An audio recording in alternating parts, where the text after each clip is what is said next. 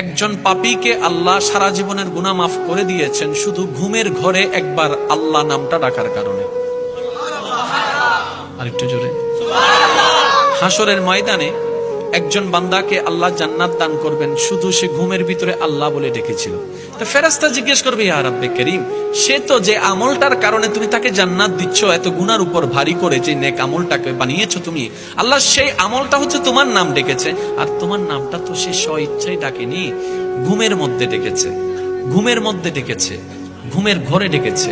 রব বলে, যেভাবেই ডাকো নাম তো আমারটাই ডেকেছে, যেভাবেই ডাকুক নাম তো আমারটাই ডেকেছে, নাম তো আমারটাই ডেকেছে, আর আমি তার ওই নামটা টাকাকে কবুল করেছি। ও ফেরেশতা, এক পাল্লায় সেই নামটার ওজন রাখো, আরেক পাল্লা তার সারা জীবনের গুনাহকে রাখো। সেই দিন হাসরের ময়দানে ওই একটা নাম ডাকাটাই ভারী হয়ে যাবে। সুবহানাল্লাহ।